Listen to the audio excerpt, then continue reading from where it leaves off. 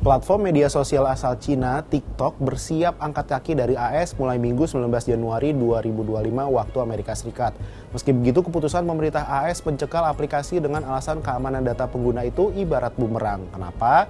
Karena warga AS berbondong-bondong bermigrasi ke Rednote atau Xiaohongshu dan Lemonade, aplikasi sejenis yang juga buatan Cina. Bahkan Lemonade adalah aplikasi yang sama-sama dikembangkan oleh ByteDance, induk TikTok.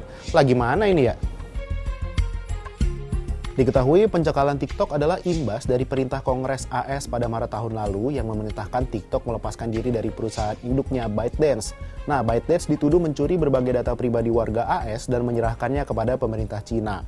Hal ini bertentangan dengan Undang-Undang Perlindungan Warga AS dari aplikasi yang dikendalikan oleh pesaing asing. Intelijen dan lembaga penegak hukum AS memberi penjelasan detail tentang ancaman yang ditimbulkan jika TikTok leluasa beroperasi di AS. Perusahaan pemilik TikTok, ByteDance, dinilai memiliki kaitan erat dengan Partai Komunis Cina sehingga data pengguna dari AS dapat dikuasai oleh partai itu. Lantas, bagaimana respon TikTok? TikTok mendaftarkan gugatan ke Pengadilan Federal di Washington DC pada Mei 2024. TikTok dan induknya ByteDance meminta pengadilan melarang Jaksa Agung AS Merrick Garland menerapkan aturan perlarangan TikTok. Bagi TikTok dan ByteDance, aturan tersebut melanggar konstitusi AS soal kebebasan berpendapat. Perlawanan TikTok ini rupanya malah mendapat dukungan dari warganet AS, khususnya pelaku usaha yang menggantungkan usahanya dari TikTok.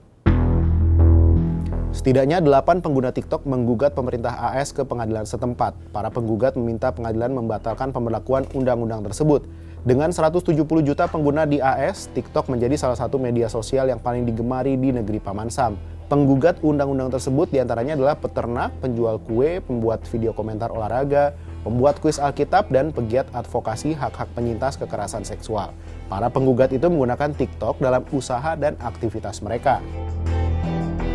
Nah, saat TikTok bersiap angkat kaki, warganet AS mulai bermigrasi ke aplikasi media sosial lainnya yang lucunya juga buatan Cina. Salah satunya yang makin populer adalah Rednote atau Xiaohongshu.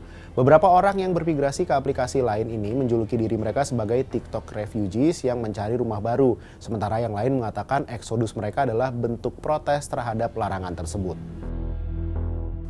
Rednote diluncurkan pada 2013 sebagai aplikasi yang fokus untuk perbelanjaan. Namun aplikasinya beralih menjadi salah satu media sosial yang mirip TikTok. Jumlah pengguna aktif bulanan aplikasi ini sekitar 300 juta dan dalam 2 hari belakangan jumlah penggunanya bertambah lebih dari 700 ribu. Adapun Rednote dianggap sebagai mesin pencarian utama di Cina untuk rekomendasi dan topik populer mencakup makanan, mode, hewan, peliharaan, perjalanan, luar ruangan, dan kehidupan sehari-hari. Tampilan platform ini berbeda dengan TikTok atau Instagram karena menampilkan banyak postingan termasuk video, foto, dan teks yang lebih panjang secara bersamaan. Pengguna dapat terlibat dalam diskusi berbagi postingan mereka, saling menelpon, dan membeli produk.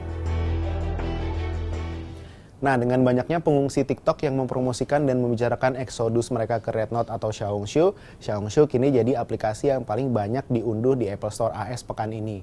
Apple Store mencatat lebih dari 700 ribu pengguna baru telah bergabung dengan Xiaohongshu pada minggu ini. Pengunduhan aplikasi meningkat lebih dari 200% dari tahun ke tahun pada minggu ini.